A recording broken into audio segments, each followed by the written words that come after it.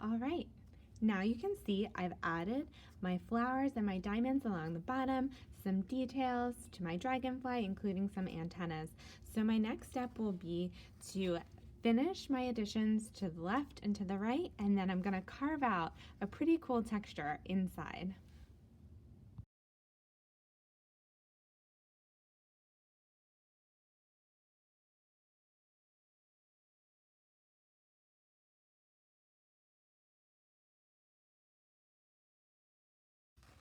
Once the top and bottom areas of the tile are carved, I'm going to tackle the interior. So in between the letter D and my dragonfly, I'm going to very carefully try to achieve the same texture that I did on the top and bottom.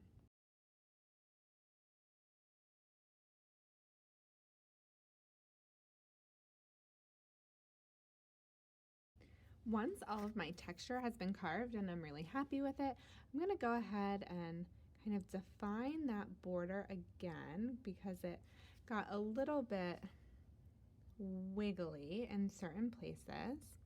So I'll go around and redefine the border, and remember that this whole piece, this whole tile is leather hard, so I still have lots of workability.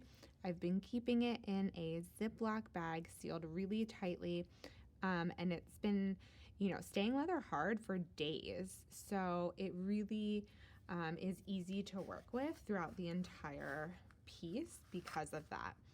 So the last thing I'll do here is maybe carve some more details. I might go back in and clean up areas of my dragonfly. I might actually create kind of segments of its body.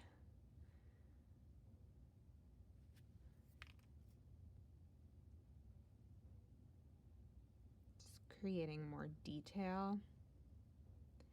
And these final additions, carved areas, are really the most fun part of the project, I think. This is where it really shines and looks really exciting and fun.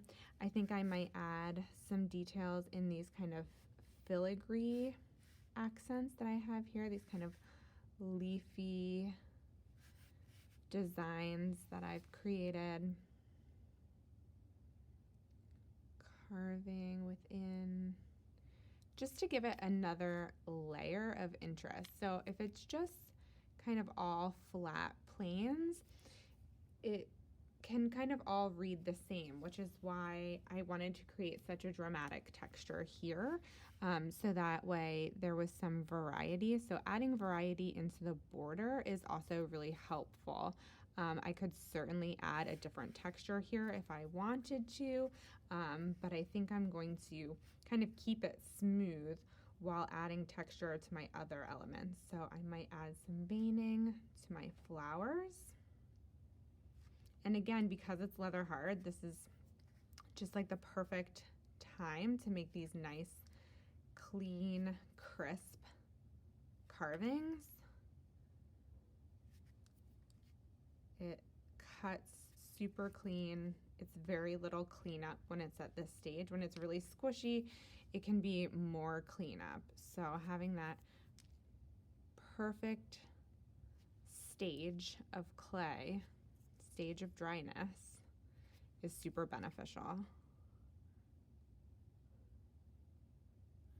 And as it dries a little bit, I can knock those burrs off. I might even create a little bit of a texture here on the flowers. Tiny details make a huge difference at this stage in the game. So you can see how just creating this kind of speckly texture and adding some details to the flowers really was impactful. And I might add some details to my diamonds as well. Maybe I press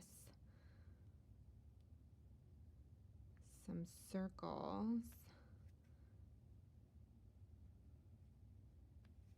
inside them, and then I can do half a circle, half a circle. So really simple tools that we have, that we've made, are so effective in creating simple, clean, and impactful designs. So I'm feeling really good about how this looks overall.